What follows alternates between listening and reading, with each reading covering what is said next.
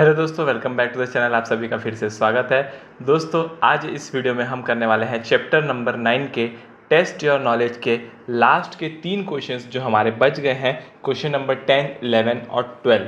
तो बिना वेट किए स्टार्ट करते हैं क्वेश्चन नंबर 10 से। तो क्वेश्चन नंबर 10 क्या बोलता है, आइए देखते हैं। From the following particulars furnished bye mister X for the year ended 31/3/25, you are requested to calculate his total income and tax payable for the assessment year 25-26, assuming that he opts out of the default tax regime under section 115 BAC। यानी पुराने tax रेजिमे से हमको इसका tax calculate करना है। कोई बात नहीं, मिस्टर एक्स रिटायर हो चुका है 31 दिसंबर 2024 को। अब 31 दिसंबर 2024 को रिटायर हुआ, यानी इसने अप्रैल से लेकर दिसंबर तक काम किया, यानी इसने 9 महीने तक काम किया, उसके बाद रिटायर हुआ। रिटायर होते समय जो इसकी एज थी 58 ईयर्स थी और इसने अपने सर्विस में 26 साल और 1 महीने तक काम किया है और प्राइवेट कंपनी जो है वो मुंबई की है। ठीक है, उसकी सैलरी जो थी वो थी 25,000 per month. House rent allowance था 6,000 पर मंथ और रेंट था 6,500 per month during his tenure of service. Retirement के समय उसको ग्रेचुटी मिला 3,50,000। वो पेमेंट ऑफ ग्रेचुटी एक्ट के अंदर कवर था। उसने बीच में कभी भी कोई भी ग्रेचुटी नहीं ली थी अदर देन दिस ग्रेचुटी। ठीक है, एक्यूमुलेटेड लीव जो है उसकी 15 दिन पर 15 डेज पर एनम के हिसाब से थी during the period of his service, जिसको उसने एनकैश कराया अपने रिटायरमेंट के टाइम पे और उसको मिला 3,15,000 रुपये। उसकी average salary for the last 10 month में बी टेकन एज 24,500। एम्प्लॉयर जो है वो 30 days leave per annum allow करता था। After retirement, he ventured into textile business and incurred a loss of 80,000 for the period up to 31/3/25। यानी कि retirement होने के बाद वो खुद अपना बिजनेस करने लगा और वहाँ पर उसको लॉस हो गया 80,000 का। मिस्टर एक्स ने 1,00,000 रुपये पीपीएफ अकाउंट में डिपॉजिट करवाया था। सबसे पहला, ये जो लॉस है क्या मेरी सैलरी इनकम से सेट ऑफ हो सकता है या नहीं हो सकता? Loss of business can not be set of from income from salary, यानी कि जो भी लॉस बिजनेस का होता है वो सैलरी से सेट ऑफ नहीं हो सकता। यानी ये लॉस जो 80,000 रुपीज़ का है वो कैरी फॉरवर्ड हो जाएगा, वो सेट ऑफ नहीं हो पाएगा। सबसे पहले यहाँ पर 3 चीज़ें मेजरली दी गई है। एक तो ग्रेचुटी, एक एचआरए और एक आ गया एक्यूमुलेटेड लीव। ठीक है, सबसे पहले हम स्टार्ट करते हैं बेसिक से, यानी कि हम करेंगे computation of total income and tax payable of mister X assessment year 25-26। सबसे पहले इनकम फ्रॉम सैलरी, तो बेसिक सैलरी दोस्तों इसकी थी 25,000 रुपये, यानी 25,000 9 महीने के लिए। तो 25,000 इंटू 9 कितना आएगा, आइए देखते हैं। 25,000 इंटू 9 2,25,000। फिर हाउस रेंट अलाउंस के बारे में दिया गया है। 6,000 रुपये per month house rent allowance था और इसका हाउस का जो रेंट था वो था 6,500 पर मंथ। तो सबसे पहले एचआरए कैलकुलेट करने के लिए मैं आता हूँ working note number 1। Working note number 1 बोलता है हाउस रेंट अलाउंस जो है वो एग्जेम्प्ट होता है under section 1013A। Which ever is lower, 3 point में से जो भी लोअर होगा उतना एग्जेम्प्ट हो जाएगा। पहला 40-50% ऑफ सैलरी, 40% अदर सिटी के लिए, 50% मेट्रो सिटी के लिए। Actual amount received, rent paid minus 10% of salary. Salary में basic salary plus D in terms plus turnover commission आएगा। ठीक है, कोई दिक्कत की बात यहाँ पर नहीं है। अब हम एचआरए कैलकुलेट करते हैं। सबसे पहले 40% लेना है कि 50% लेना है, ये हमको देखना होगा। तो आइए देखते हैं कि ये बंदा जो है ये 40% में आता है या 50% में आता है। कहीं पर भी इसके सिटी का जो नाम है वो मेरे हिसाब से तो मेंशन नहीं किया गया है, तो हम इसको मेट्रो सिटी का एज्यूम कर लेते हैं और मेट्रो सिटी के हिसाब से 50% वाले स्लैब में इसको ले लेते हैं। ठीक है दोस्तों, तो यहाँ पर सबसे पहला पॉइंट ए 50% ऑफ सैलरी। अभी सैलरी कितनी थी इसकी दोस्तों, हमने अभी अभी कैलकुलेट की है। सैलरी इसकी थी 25,000 रुपये थी इसकी सैलरी। ये देखो 25,000 रुपये थी और 9 महीने की सैलरी थी 2,25,000। तो 2,25,000 का 50%,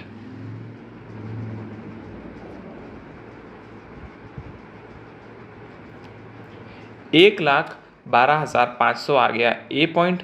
बी पॉइंट क्या बोलता है दोस्तों, actual amount received, actual HRA कितना मिला इसको, एक्चुअल HRA कितना मिला इसको 6,000 इंटू 9 महीने काम किया था इसने 54,000। और सी बोलता है rent paid minus 10% of salary. तो रेंट कितना पे किया 6,500 इंटू 9 माइनस 10% ऑफ सैलरी यानी 2,25,000 का 10%। तो ऐसे हम कैलकुलेट करेंगे कि हमको कितना यहाँ पर HRA का एग्जेम्पशन मिलता है। तो 6,500 इंटू 9 माइनस 2,25,000 36,000। तो ये तीनों में विच एवर इज लोअर हमको लेना है, उतना हमारा HRA क्या हो जाएगा, एग्जेम्प्ट हो जाएगा। तो तीनों में विच एवर इज लोअर कितना आ रहा है 36,000। तो 36,000 का HRA जो है वो एग्जेम्प्ट हो जाएगा। और HRA इसको मिला कितना था, देखो दोस्तों HRA टैक्सेबल, HRA मिला था 54,000 ये रहा, और एग्जेम्प्ट कितना हो गया विच एवर इज लोअर यानी 36,000। तो HRA टैक्सेबल कितना हो जाएगा, HRA टैक्सेबल हो गया 18,000। ठीक है, HRA में कोई दिक्कत नहीं है। तो अब हम HRA में आते हैं और HRA में लिख देते हैं 18,000 रुपीज़ टैक्सेबल हो चुका है। अब हम आते हैं ग्रेचुटी में। ग्रेचुटी इसको मिलता है 3,50,000 रुपये। तो ग्रेचुटी के लिए हम वर्किंग नोट 2 में आएंगे। ग्रेचुटी बोलता है अगर कोई एम्प्लॉय पोगा एक्ट में कवर्ड है तो सबसे पहला लेना है 15/26 into salary per month into number of year of completion of service, दूसरा लेना है एक्चुअल अमाउंट रिसीव्ड, और तीसरा लेना है maximum 20 lakh which ever is lower. तो देखो ये तो हो गया 20 लाख, एक्चुअल कितना मिला है, एक्चुअल मिला है 3,50,000, और 15/26 into salary per month, 15/26 into salary per month 25,000, और इसने 26 साल 1 महीने तक काम किया है। पर यहाँ पर देखो लिखा हुआ है राउंड ऑफ खाली 6 मंथ को करना है। ठीक है, तो ये हो गया 26 साल।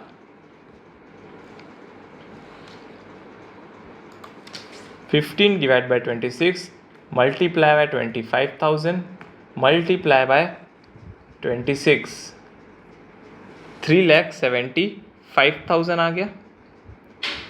ये हो गया 3,50,000 और ये हो गया 20 लाख। इसमें से विच एवर इज लोअर मैं लूँगा तो 3,50,000 आएगा। तो ग्रेच्युटी टैक्सेबल कितना आएगा, 3,50,000 मिला, जिसमें से 3,50,000 एग्जेम्प्ट हो गया, तो बचा कितना, नील। तो आई होप आपको ये ग्रेच्युटी का कॉन्सेप्ट समझ आया हो। तो ग्रेच्युटी के केस में यहाँ पर कोई भी चीज़ टैक्सेबल नहीं होने वाली है, या तो आप नील लिख दो या फिर यहाँ पर डैश लगा दो। अब आते हैं लीव एनकैशमेंट में। देखो एम्प्लॉयर जो है वो उसको 30 दिन का लीव देता है, पर ये जो है 15 दिन का लीव बचा के रखता है, और इसका एवरेज सैलरी 24,500 है पिछले 10 महीने का, और इसको जो पैसा मिला है एक्यूमुलेटेड लीव का वो मिला है 3,15,000 रुपये। अब आते हैं वर्किंग नोट नंबर 4 में। देखो वर्किंग नोट नंबर 4 क्या बोलता है, लीव सैलरी के केस में अगर एम्प्लॉयमेंट के टाइम पे लेता है तो पूरा टैक्सेबल हो जाएगा, गवर्नमेंट एम्प्लॉय तो पूरा एग्जेम्प्ट हो जाएगा। अब हम आते हैं अदर एम्प्लॉय के केस में। देखो अदर एम्प्लॉय में पहला बोलता है leave credit in month multiply by average salary per month. Leave credit in month कैसे निकालना है, leave allot minus leave taken. तो देखो दोस्तों बहुत ईजी है, लीव अलॉट 30 डेज था, हर ईयर का 30 डेज था। लीव कितना लिया इसने, 15 दिन, और 15 दिन जो है वो इसका बच गया, 15 दिन जो है वो इसका बच गया, और इसने 26 साल तक 15-15 दिन बचाए थे। तो 26 इंटू 15 इसने टोटल 390 दिन बचाए। अब इसको मैं मंथ में कन्वर्ट करूं तो डिवाइडेड बाय 30, 390 डिवाइडेड बाय 30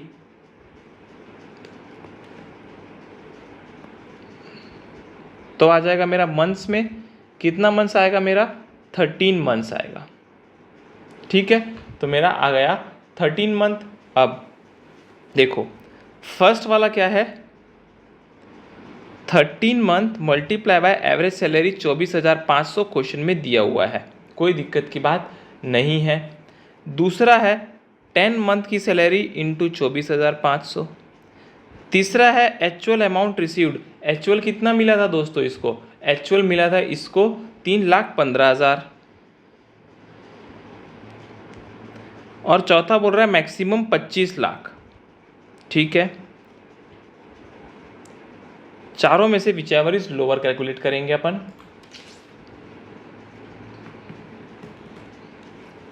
ये आ गया 3,18,500, ये आ गया 2,45,000, ये आ गया 3,15,000 और ये आ गया 25 लाख रुपए। ठीक है, अभी देखो यहाँ पर लिस्ट ऑफ द फॉलोइंग कौन सा आप बताओ। लिस्ट ऑफ द फॉलोइंग दोस्तों यहाँ पर है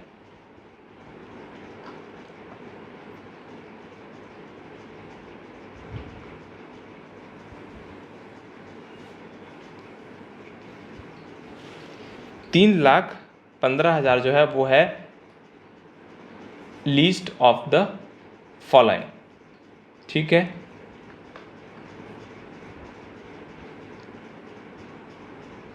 नहीं सॉरी, ये है 2,45,000 है लीस्ट ऑफ द फॉलोइंग। मिला था 3,15,000, अब एग्जेम्प्ट हो जाएगा 2,45,000। तो टैक्सेबल लीव एनकैशमेंट कितना आएगा बताओ। 3,15,000 माइनस 2,45,000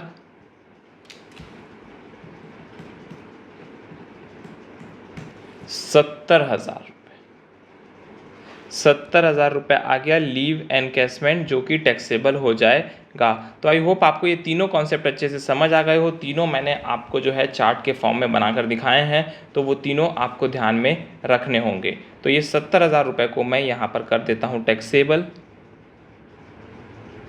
तो मेरी ग्रॉस सैलरी कितनी आ गई, 3,13,000 रुपये आ गई मेरी ग्रॉस सैलरी। स्टैंडर्ड डिडक्शन पुराने स्कीम के हिसाब से 50,000 का स्टैंडर्ड डिडक्शन मिलेगा इसको, तो 2,63,000 आ गया इसका सैलरी का इनकम। Income from PGBP. यहाँ पर जो लॉस हुआ है दोस्तों वो लॉस सेट ऑफ नहीं होगा, तो लॉस जो है वो कैरी फॉरवर्ड हो जाएगा। कितने का लॉस था दोस्तों, 80,000, लॉस ऑफ 80,000 कैरी फॉरवर्ड। ठीक है, फिर जीटीआई आ गया मेरा 2,63,000। एटीसी में दोस्तों इसने प्रोविडेंट फंड में 1 लाख रुपए डलवाए थे, आप ध्यान से देखोगे तो आपको पता चलेगा। तो इसका गया 1,63,000। टोटल इनकम कितना आ गया, 1,63,000। तो टैक्स कितना आ जाएगा, बेसिक एग्जेम्पशन के लिमिट के नीचे है तो टैक्स जो है इसका नील आ जाएगा। बहुत ही ईजी क्वेश्चन था। इसमें बस आपको 3 चीज़ें ध्यान में रखनी है, एचआरए, ग्रेचुइटी, लीव एनकैशमेंट, तीनों का मैंने अलग अलग कॉन्सेप्ट आपको समझा दिया है। आई होप आपको वो समझ में आ गया हो। अब आएंगे दोस्तों क्वेश्चन नंबर 11 में। ये भी बहुत ही इजी क्वेश्चन है, एक बार आप आ जाइए क्वेश्चन नंबर 11 देख लेते हैं। देखो, रोजी एंड मैरी 2 बहनें हैं, born and brought up at Mumbai. Rosie got married in 1982, settled in Canada.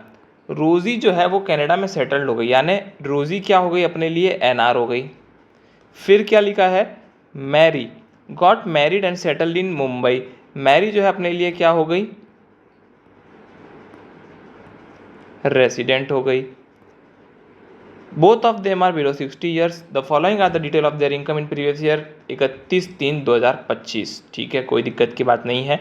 अब आगे आते हैं। सबसे पहले pension received from state government 60,000, pension receive from Canadian government 20,000।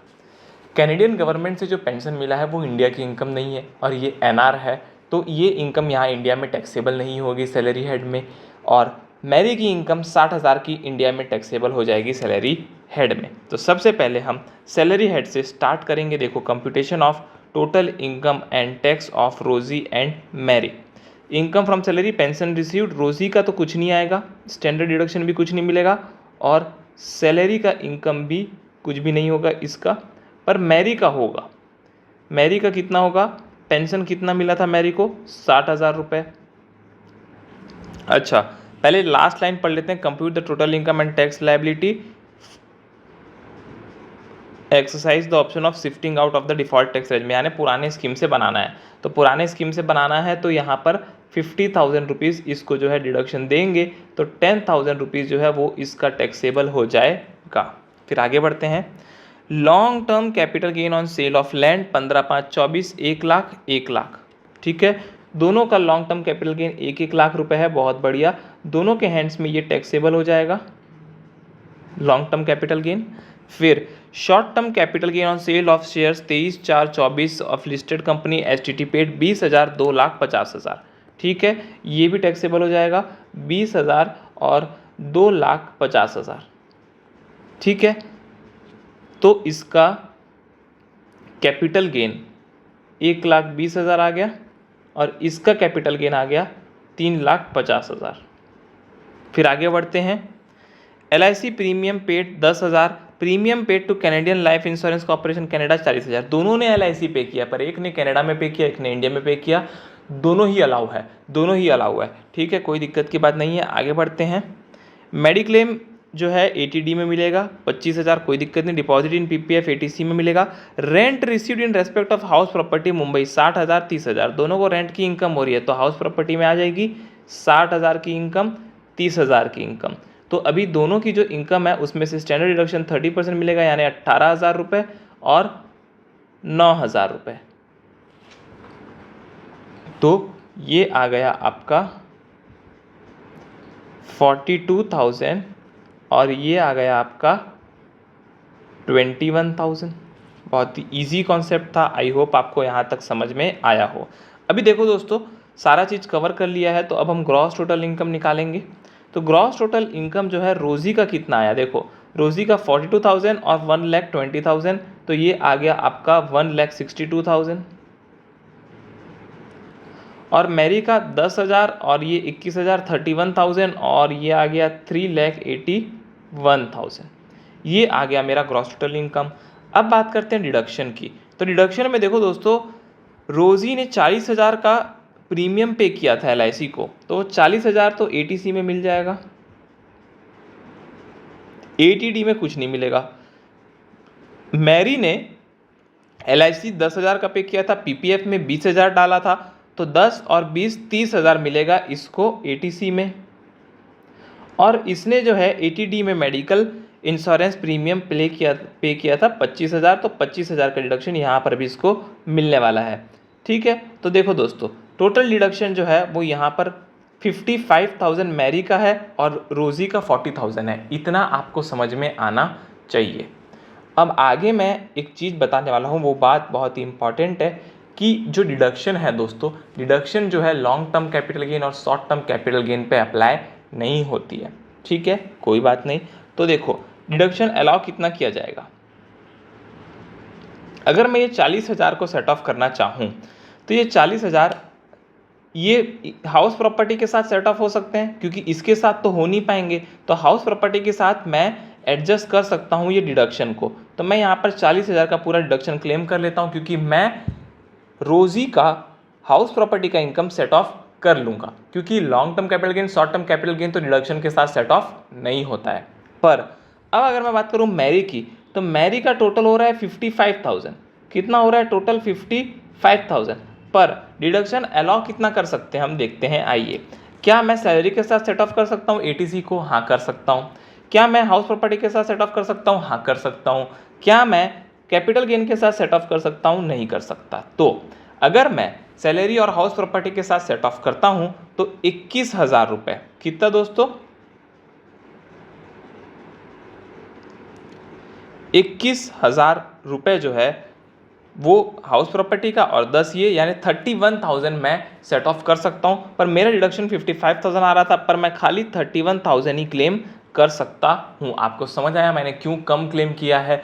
क्योंकि कम क्लेम इसीलिए किया है क्योंकि मैरी जो है वो अपने कैपिटल गेन के इनकम के साथ डिडक्शन नहीं ले सकती। तो डिडक्शन खाली हाउस प्रॉपर्टी और सैलरी के साथ ले सकती है, और हाउस प्रॉपर्टी और सैलरी का इनकम मिलाकर 31,000 हो रहा है, तो मैंने खाली 31,000 का डिडक्शन क्लेम किया है। रोजी के केस में 1,20,000 कैपिटल गेन का था, तो उसके साथ सेट ऑफ नहीं कर सकते, पर उसका हाउस प्रॉपर्टी 42,000 का प्रॉफिट था, तो वहाँ से हम जो है 40,000 का उसका LIC क्लेम कर सकते हैं। ठीक है, कोई दिक्कत की बात नहीं है। अब मेरी टोटल इनकम कितने आ जाएगी, यहाँ पर आ जाएगी 1,22,000 आ जाएगी मेरी, 1,22,000, और यहाँ पर आ जाएगी मेरी 3,50,000। आई होप आपको ये कहाँ से आया ये समझ आया हो, ये बहुत ही इम्पॉर्टेंट है। कैसे निकाला मैंने, gross total income minus deduction deduction allowed, जितना अलाउ हुआ था उतना हमने जो है यहाँ पे माइनस कर दिया, तो आ गया मेरा टोटल इनकम। मेरा टोटल इनकम 1,22,000 आया रोज़ी का, मैरी का आया 3,50,000। अब एक बात बताइए दोस्तों, रोज़ी जो है वो NR है, तो NR के केस में बेसिक एग्जेम्पशन लिमिट का बेनिफिट जो है इसको यहाँ पर नहीं मिलने वाला, तो इसका 1,22,000 पूरा का पूरा टैक्सेबल हो जाएगा। अब 1,22,000 में 1,00,000 लॉन्ग टर्म कैपिटल गेन है, 20,000 शॉर्ट टर्म कैपिटल गेन है, और 2,000 हाउस प्रॉपर्टी का है। ठीक है, कोई दिक्कत नहीं है। तो अब इसका टैक्स कैलकुलेट करेंगे हम। देखो, लॉन्ग टर्म कैपिटल गेन 1,00,000 रुपए का था, तो उसका 20% 20,000, शॉर्ट टर्म कैपिटल गेन 15% वाला 20,000 का था, तो 20,000 का 15% 3,000, और टैक्स ऑन बैलेंस 2,000, तो 2,000 आपको पता है अगर मैं इसको स्लैब में लूँगा तो स्लैब में 2,50,000 तक तो कोई टैक्स नहीं आता, तो यहाँ पर नील आ जाएगा, तो इसका टोटल आ जाएगा 23,000। इजी। अब 23,000 तो आ गया, किसका आ गया 23,000, रोज़ी का। अगर मैं मैरी पे आऊँ तो मैरी तो रेसिडेंट है, मैरी को तो बेसिक एग्जेम्पशन लिमिट पूरा 2,50,000 का मिलेगा। अब देखो, टोटल इनकम है 3,50,000, कितना है 3,50,000, वो 3,50,000 पूरा का पूरा अगर आप ध्यान से देखोगे तो कैपिटल गेन का ही है वो पूरा, ये पूरा अमाउंट इसी का ही है, आप ध्यान से देखो, क्योंकि वही अमाउंट बचा है। सैलरी और हाउस प्रॉपर्टी तो हमने डिडक्शन में ऑलरेडी माइनस कर दिया, तो हमारा बचा कितना 3,50,000, वो 3,50,000 long term capital gain 1,00,000, short term capital gain 2,50,000। मेरे पास बेसिक एग्जेम्पशन लिमिट है 2,50,000 की, तो मैं बेसिक एग्जेम्पशन लिमिट पहले लॉन्ग टर्म कैपिटल गेन के साथ माइनस करूँ या शॉर्ट टर्म कैपिटल गेन के साथ माइनस करूँ, बताइए।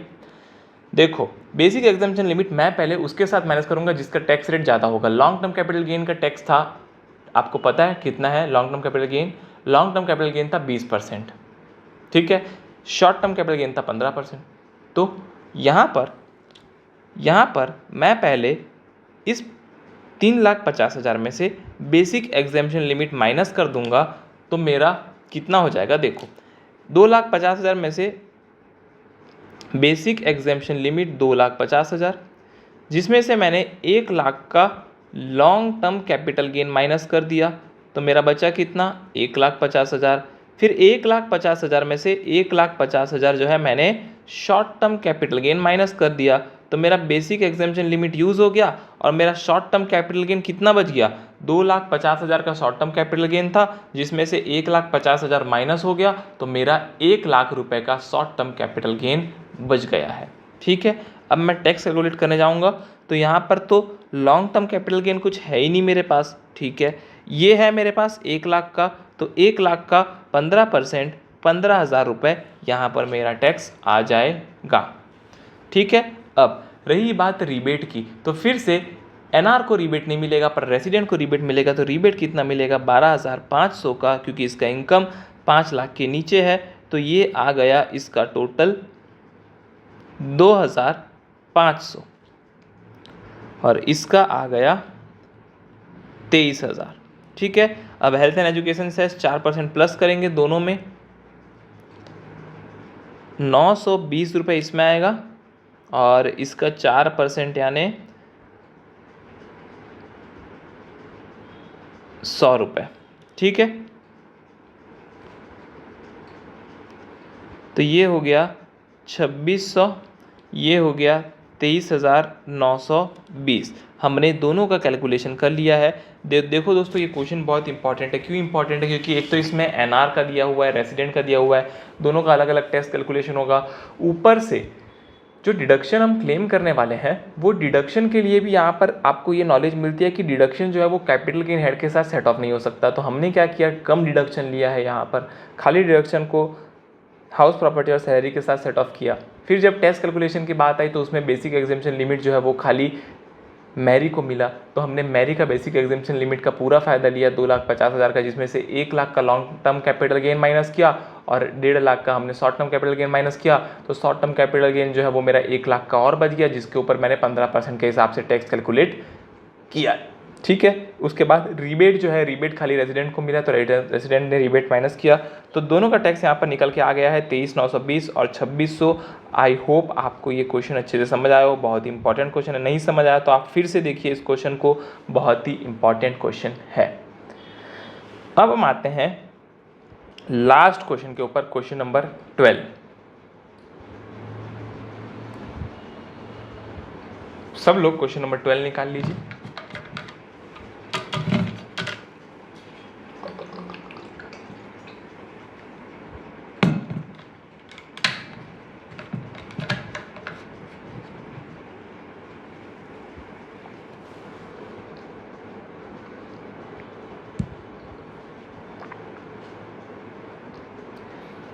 Mr. X, an individual set up a unit in a special economic zone in the financial year 1920 for production of washing machine. The unit fulfilled all the conditions under section 10AA. During the financial year 23-24, he also set up a warehousing facility in a district of Tamil Nadu for storage of agriculture produce. It fulfilled all the conditions of section 35 AD.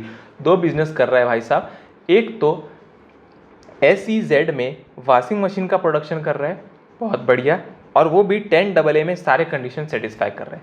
दूसरा business कर रहा है 35 AD का, जो कि warehousing facility in Tamil Nadu. ठीक है, कोई बात नहीं, अभी तक तो कोई फिगर हमको नहीं मिला है, हमको बस इतना पता है दो बिजनेस कर रहा है, एक SEZ में और एक तमिलनाडु में 35 AD। ठीक है। फिर capital expenditure in respect of warehouse amounted to 75 lakh including cost of land 10 lakh. The warehouse became operational with effect from 1 April 24 and the expenditure of 75 lakh was capitalized in the book in that year। अब देखो 35 AD वाले business में इसने जो है total एक ware house खरीदा था 75 लाख में, जिसमें से 10 लाख जो है वो थी लैंड की कीमत और बाकी की 65 लाख की हम ये मानेंगे कि बिल्डिंग की कीमत थी। अब आपको पता होगा 35 AD में लैंड का रिडक्शन नहीं मिलता, बिल्डिंग का रिडक्शन 100% मिलता है अगर ये पुराने स्कीम में है तो। ठीक है। अब यहाँ पर 65 लाख का जो है बिल्डिंग का रिडक्शन रहेगा और लैंड का रिडक्शन नहीं रहेगा, ये बात आपको ध्यान में रखनी है। आगे बढ़ते हैं। Relevant detail for financial year 24-25 are as follows. Profit of unit recorded SEZ 40 lakh, export turnover 80 lakh, domestic sale 20 lakh, profit from the operation of warehousing facility before considering deduction under section 35 AD 1,05,00,000।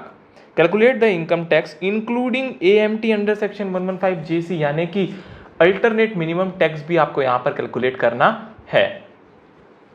Liability of mister X for assessment year 25-26 both as per section 115 BAC and as per the regular provision of the income tax act. दोनों provision से बनाना है, old provision से भी नए provision से भी। ठीक है, कोई बात नहीं। एडवाइस करो कि उसको डिफॉल्ट टैक्स रेज में लेना चाहिए या फिर ऑप्ट आउट कर लेना चाहिए। बहुत ही इजी क्वेश्चन है। आप देखो, सबसे पहले हम इस क्वेश्चन को ये सोचेंगे कि हमको कोई एग्जेम्पशन नहीं लेना है, हम जो है डिफॉल्ट टैक्स रेजिमे में टैक्स पे करने वाले हैं। ठीक है, तो आ जाइएगा आप लोग मेरे साथ, हम कैलकुलेट करेंगे computation of total income and tax liability of mister X assessment year 25-26 default tax regime. सबसे पहला, डिफॉल्ट टैक्स रेजिमे में 10AA नाम का कोई डिडक्शन आपको नहीं मिलता है, तो जो भी प्रॉफिट था SEZ का 40 लाख रुपए का, वो पूरे का पूरा प्रॉफिट यहाँ पर टैक्सेबल हो जाएगा। कोई दिक्कत नहीं। अब रही बात वेयर हाउसिंग फैसिलिटी का, जो प्रॉफिट था वो प्रॉफिट था 1,05,00,000। इसने जो है दोस्तों 75 लाख रुपए एक बिल्डिंग और ज़मीन में इन्वेस्ट किए, जिसमें से ज़मीन की वैल्यू थी 10 लाख, बिल्डिंग की वैल्यू थी 65 लाख। अब ज़मीन में डेप्रिसिएशन नहीं मिलता है पर बिल्डिंग में डेप्रिसिएशन मिलता है, तो 65 लाख का 10% आ गया 6,50,000, जो कि डेप्रिसिएशन क्लेम कर सकते हैं नए स्कीम के अंदर में हम लोग। तो 1,05,00,000 में से 6,50,000 हटा देते हैं तो 98,50,000 इनकम मिल जाती है। 35 AD नए वाले प्रोविज़न में नहीं है, डिफ़ॉल्ट टैक्स रेजिम में नहीं है, तो यहाँ पर भी नहीं आएगा। ठीक है, अब टोटल इनकम कितनी हो गई मेरी? 1,38,50,000। 1,38,50,000 हो गई मेरी टोटल इनकम, और इसमें तो कुछ भी मिलेगा नहीं। ठीक है, कोई बात नहीं। अब हम सीधा सीधा इस पर टैक्स कैलकुलेट कर लेते हैं। तो देखो, टैक्स कैलकुलेशन बहुत ही इजी है। मेरा अमाउंट था 1,38,50,000 और ये मेरा स्लैब रेट है। ठीक है, 0 से 3 लाख तक नील, तो टैक्स भी आ गया नील। 3 लाख से 7 लाख यानी 4 लाख का 5% 20,000। 7 लाख से 10 लाख यानी 3 लाख का 10% 30,000। 10 लाख से 12 लाख 2 लाख का 15% 30,000। 12 लाख से 15 लाख 3 लाख का 20% 60,000। और 1,38,50,000 में से 15 लाख को माइनस कर देंगे 1,23,50,000 का 30%, 37,05,000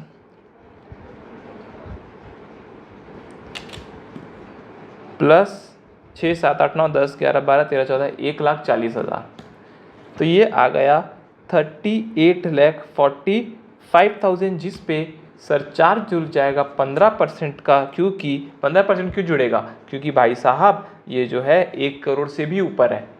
50 लाख से 1 करोड़ तक 10%, 1 करोड़ के ऊपर गया तो 15%।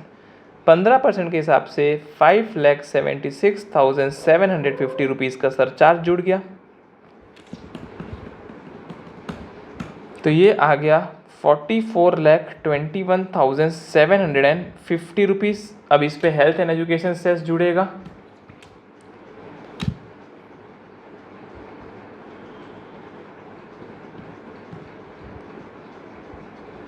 into 0.04, 1,76,870 आ गया मेरा हेल्थ एंड एजुकेशन सेस। अब मैं दोनों को प्लस कर देता हूँ तो आएगा 45,98,620 रुपीज़ मेरा टोटल टैक्स लायबिलिटी आ गया as per the default tax raise में। बहुत ईजी। अब देखो दोस्तों, अब अगर मैं बात करूं ओल्ड टैक्स रेज में यानी कि नॉर्मल प्रोविज़न की, तो नॉर्मल प्रोविज़न बहुत ही प्यारा है। वहाँ पर आपको बहुत ही प्यारे प्यारे डिडक्शन मिलते हैं। तो आइए देखते हैं। देखो, SEZ का प्रॉफिट कितना था? 40 लाख, पर 10AA में डिडक्शन मिलता है। 10AA में कितना डिडक्शन मिलेगा? 40 लाख मल्टीप्लाई बाय इसका एक्सपोर्ट का प्रॉफिट कितना था? 80 लाख एक्सपोर्ट का था, डोमेस्टिक था 20 लाख। ठीक है, तो यानी कि 80-20 1 करोड़। 1 करोड़ में से 80 लाख जो है वो फॉरेन का था, यानी 80%। ठीक है, तो 40 लाख रुपए का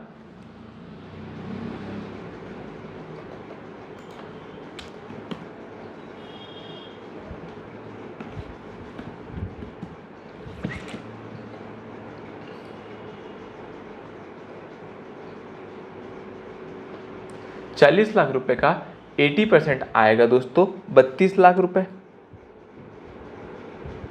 अब 10AA में आपको पता है पहले 5 साल में 100% रहता है, उसके बाद के 5 साल में 50% रहता है, उसके बाद के 5 साल में 50% रहता है। तो इसका साल कितना हुआ है ये हमको देखना है। तो देखो, इसने फाइनेंशियल ईयर 19-20 में चालू किया था। 19-20, 20-21, 21-22, 22-23, 23-24, अभी चल रहा है 24-25। तो ये छठवां साल है। तो छठवें साल में 50% प्रॉफिट माफ़ होता है, पूरा प्रॉफिट माफ़ नहीं होता। ठीक है, कोई बात नहीं। तो हम आ जाते हैं 40 लाख का 80% का 50%।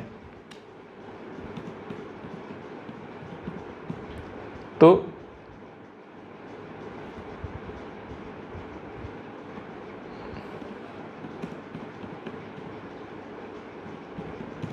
16 लाख रुपए का दोस्तों यहाँ पर 10 AA में इसको डिस्काउंट मिल गया और 24 लाख रुपए इसका टैक्सेबल हो गया। कोई दिक्कत नहीं है, SEZ का मैटर क्लियर हो गया ओल्ड प्रोविज़न में।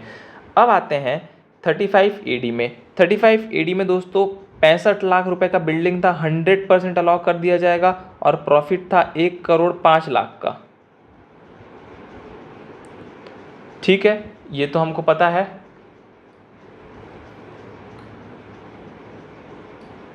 तो 105 माइनस 65, 40 लाख रुपए आ गया आपका प्रॉफिट 35 AD वाले बिजनेस का।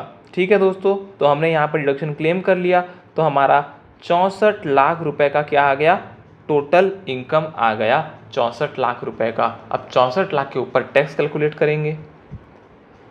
आइए पुराने स्लैब से टैक्स को कैलकुलेट करते हैं। सबसे पहले नील, फिर 12,500, फिर 1,00,000। ये तो हमको रट चुका है इतने सालों से करते करते। अब आते हैं 64 लाख में से 10 लाख को माइनस कर देते हैं और इसका निकाल लेते हैं 30%, तो आ जाएगा 16,20,000। टोटल करेंगे तो 17,32,500 आएगा, जिसमें से 10% सरचार्ज जोड़ेंगे तो 173250 आएगा।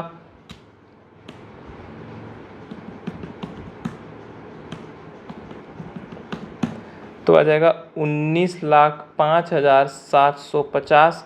फिर इसका 4% निकालेंगे तो आ जाएगा 76,230।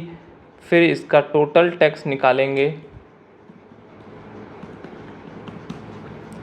तो आ जाएगा 1981,980। ये था दोस्तों, हमने टैक्स कैलकुलेट कर लिया ओल्ड स्कीम से। तो ओल्ड स्कीम का टैक्स आ रहा है 19,81,980 और नए स्कीम का आ रहा था 45,98,620। तो जाहिर सी बात है आपको ओल्ड स्कीम लेना चाहिए। अब नए स्कीम में AMT नहीं पे करना पड़ता, पर पुराने स्कीम में AMT यानी अल्टरनेट मिनिमम टैक्स पे करना पड़ता है, जिसका कैलकुलेशन हम अभी करने वाले हैं। Calculation of AMT under section 115JC।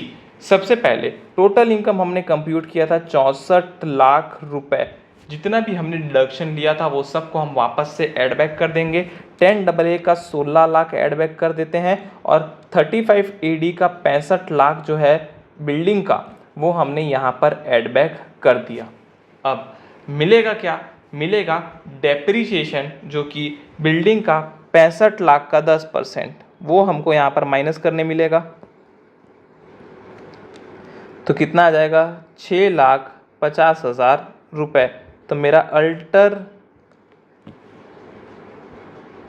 Adjusted total income कितना आएगा, 64 प्लस 16 प्लस 65 माइनस 6.5, तो आ गया 1,38,50,000 रुपये।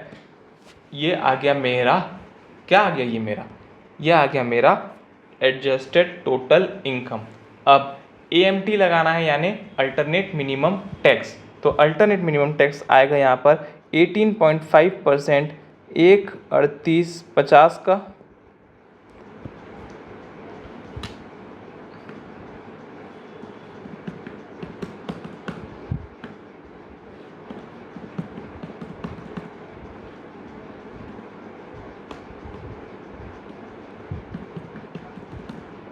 एक लाख 1,38,50,000 का 18.5% में निकालूंगा तो यह आ जाएगा 25,62,250। फिर इसका मैं निकालूंगा 15%, तो आ जाएगा 384,337.5 आ रहा है, 338 ले लेते हैं। ठीक है,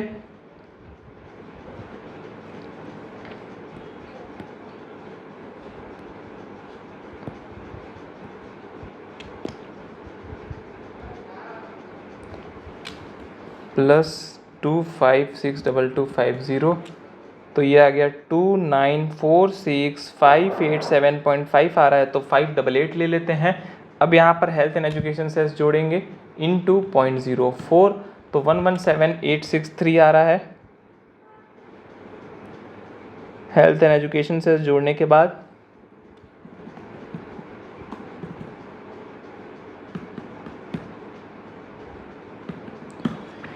30,64,450 आ गया मेरा अल्टरनेट मिनिमम टैक्स। कैसे निकाला? बहुत ही ईजी था।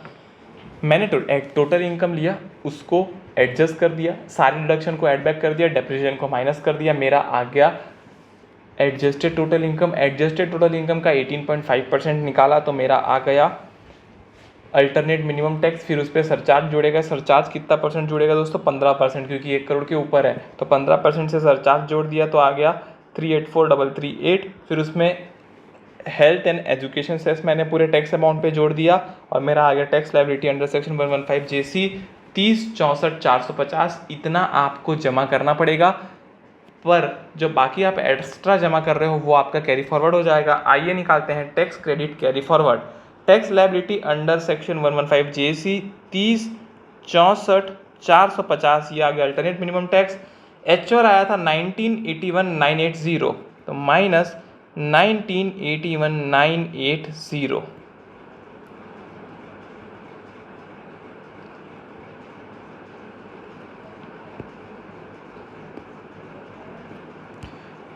तो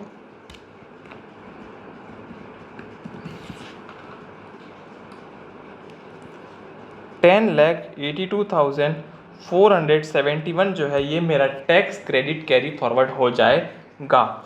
ये था दोस्तों कंप्लीट क्वेश्चन हमारा, जो कि हमने सॉल्व किया, क्वेश्चन नंबर 12। आई होप आपको ये भी समझ आया हो। तो दोस्तों यहाँ पर कंप्लीट होता है हमारा पूरा का पूरा इनकम टैक्स का सारा क्वेश्चन जो स्टडी मटेरियल में दिया है। मई 25 के स्टडी मटेरियल में ये सारे क्वेश्चन से आपको काफ़ी प्रैक्टिस मिलेगी, पर इतने क्वेश्चन आपके लिए काफ़ी नहीं होंगे। आपको इसके अलावा जो भी टीचर से आपने फुल कोर्स लिया है उसके सारे न्यूमेरिकल क्वेश्चन आपको करने हैं, ताकि सारे कॉन्सेप्ट जो है वो आपको अच्छे से याद हो जाए और आप उसको अच्छे से एग्ज़ाम में लिख कर आ पाए। तो ऑल द बेस्ट आप सबको, और आप जो है ये सारे वीडियोस अपने दोस्तों के साथ शेयर करें और प्रैक्टिस करें स्टडी मैट के सारे क्वेश्चन।